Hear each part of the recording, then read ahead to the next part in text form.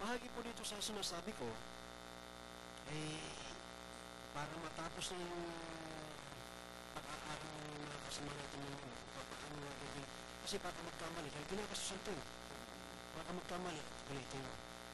So, ililinaw lang natin na ang ilalagay natin dito, yung pay issue, 6160. no, kay Balwar. Yung kay Balwar. Kasi nakakabit na yung 6163 Sa kay Balwar po siya. Yes. So, malinaw po, mabuti na pag-aaralan ko ito.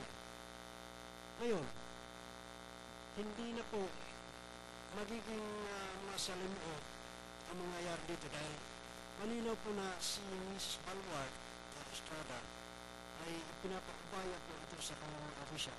Ako napapasalamat po sa mga official kahit walang sundo talagang aktibo po itong mga ito. Kaya siguro yung iba ay hindi natin masisisi dahil talagang hindi na ang diskarte ito yung mga ito. Kaya sila nagugutom, pati pa mga nagugutom. Ay walang pagtatsaga ito. Dapat naman kayong mga asawa ng itong mga membro ng REMA eh pag-aralan nyo rin kung saan kayo makakaaraw ng pagkain mo ng pang-araw-araw. Eh, huwag naman yung susuwa sa rin yun. Hindi kayo tinuturuan ha. Pagkabait po kayo at baka kayo magkahiwalay sa manatili po kayong nakapirmi sa programa ng REMA Foundation ng Bayan. So, maliwanag po mga kaibigan yung membro ng REMA lalo na dito sa East Asia at saka kay Mr. Ortua. Yes. Dito po kay Mr. Ortua ay nakaantay na lamang ito. Ano yung mga plano nito mga ito. Nung pumasok po si Betty ba ho? Engineer Betty. Johnny Betty. Nakagastos sa paggawa ng plano. So hindi na po ito sila maaaring ulitin pa dahil mahirap talagang sa pangbayan. Ito ay isa ito ang Mr. Abulon eh. Ito mga tao ito, mambabalot ang ibang ito. Nagbabalot lang ito at saka nagtitinda ng mga panig sa palengke. Pagkain lang ito ng ano dyan. Ang ito pagkaos ng ano. Kaya yung sinasabi ko nga, bakit tayo susuko? Eh, tirahan ito ng inyong ulit. Dito mapapahinga na kayo na wala ko kayong lalahanin. Dito po, yung mananatili pong lumalaban tayo, huwag mo kayong bibitaw ng labanan dito. Pagdating mo sa sugado, hindi daw kayo nag-iisip, hindi daw kayo susulat, hindi daw kayo umarap sa huwis, hindi daw kayo nagtatanong, hindi daw kayo tinatanong. Dito po, ay nanatili lamang nag-aantabay po tayo na kung kailangan kayong bibigyan ng mga legal ng dokumento para katibayan na kayo po ang beneficiary ng REMA Foundation ng Bayan. So, Mr. Abdua, total, dito rin naman tayo. Tumingin pa tayo ng 20 minutos para pag-usapan natin ang mag-discussion tayo ngayon. Dito po, pagka mayroong plano, ano pa po ang gagawin dito para makarating po sa pamunuan ng REMA na ang kondisyon dito ay inaon na dahil inastusan na po ito ng dahil hinarap po ito kay madam ang mga tao ito. Ito ang naging instruction ni madam. Yung plano ba na yan, ay yan ay pinasurvey na ito, may survey. Pinagano, kumbaga naman na pagkasunduan ng madam.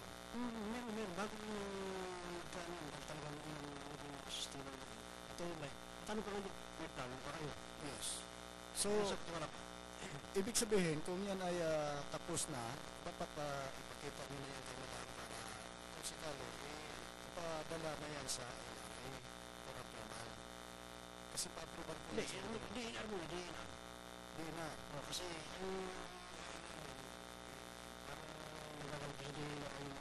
okay, so gano'n na lang ang dalhin nyo na lang kay madam yan for the purpose ng position niya kung ano man. Kasi siya lang sa kanya lang pag-endorso na yan ang pagproseso. kasi ako mo yung nag-leader na inaalam ko muna ang galaw kung ano ang dapat gawin. Yes. So, nagsimula po ito unang usapan na paano ito, nababayad yung tax, nakahanda po ito. Yung pagbitaw ko ng salita, kinakabasa ko, kumilos na tumatao sa ayon sa mga instruction ko. Yes, okay. Na huwag sanang babago-baguhin na ito dahil nasubo na itong mga tao ito. Dahil kung ano man na nariyan, ay ipagpatuloy lang po natin ito dahil nakakabigyan ng bastusan ito. Kasi bago po ito si Lute, binilipay ko muna ito. Na sabi ko, bakit nakituras ito? Nag-alangan ko ako. Kasi kung ito ay engineer ni Torres, at baka yung ginagawa niya kay sa Rima, siya rin ang plano, naititip kay Torres. Kasi si Torres, kumakalap po ito ng mga, nangangalap po ito ng mga ebidensya kung paano inili ko para sa kanyang pabor. Napakahirap po tayo yung masingitan Pinag-ingatan ko po ito. At pagkos, gumawa po ako ng paraan kung paano ko makakakuha ng ebidensya na mayroong ginawa si Vite na plano na pirmado si Torres.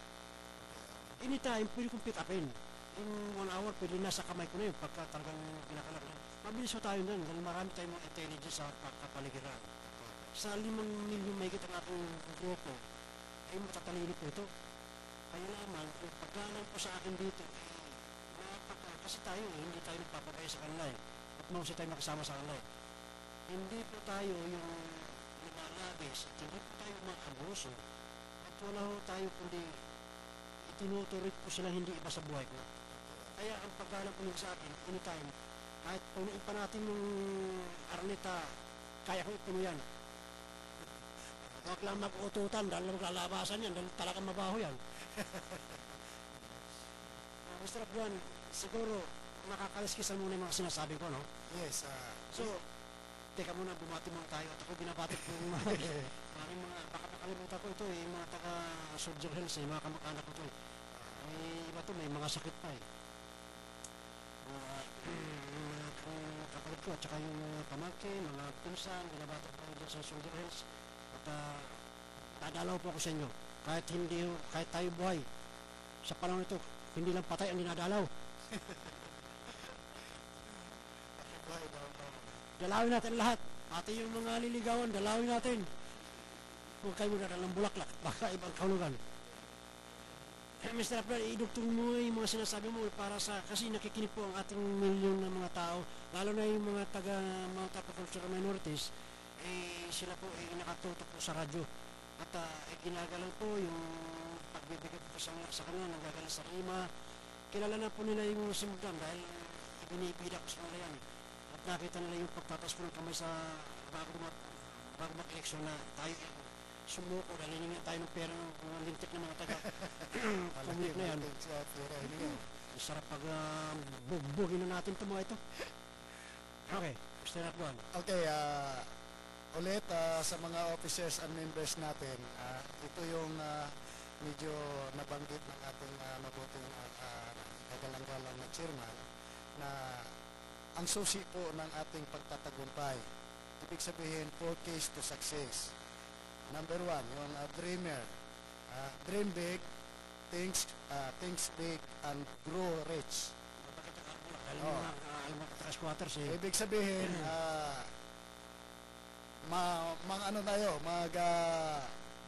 mangarap tayo ng malaki at mag-isip ng malaki upang tayo ay lalago at yayaman. Okay? Pangalawa po, determination. No matter what they say, I will pursue my goal. Okay? Ang determinasyon po yan na kailangan kahit anuman ang kanilang sasabihin, basta ating ipatuloy ang ating nasimulan o ating papatunguhan.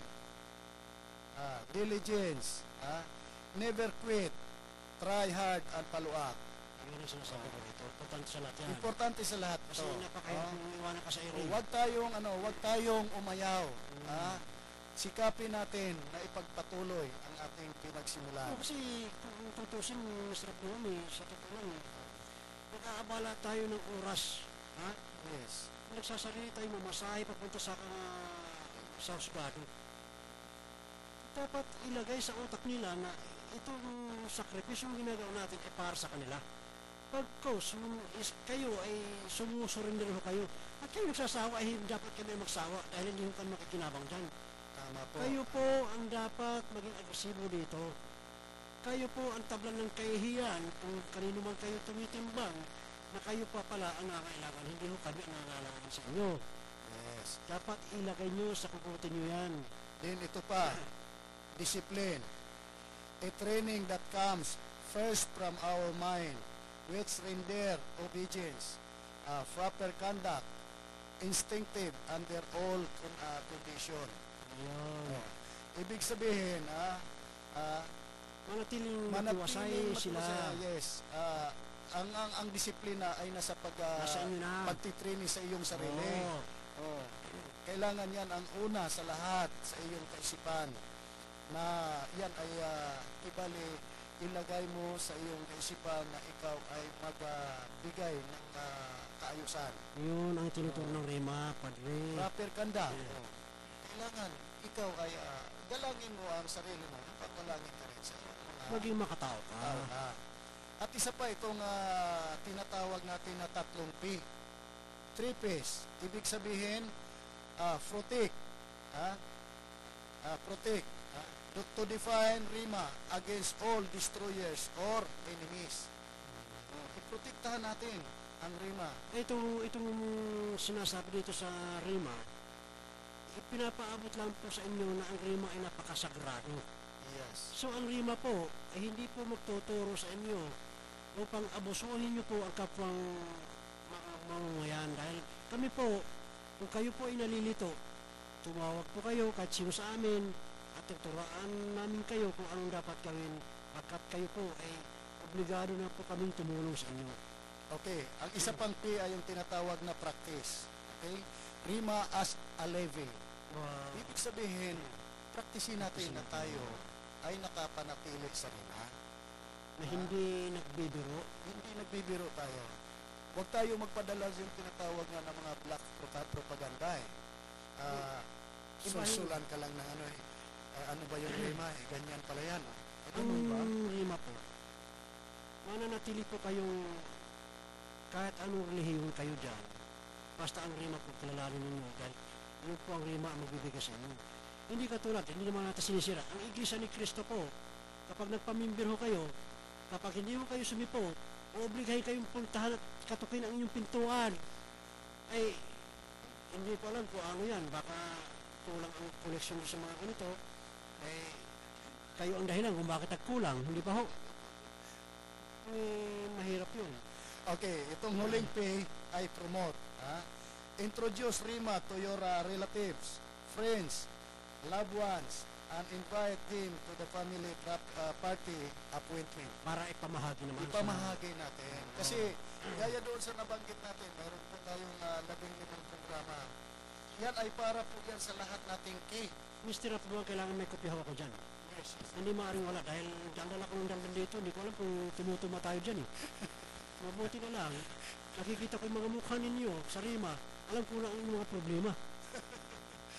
Wala tayong pera ha. So,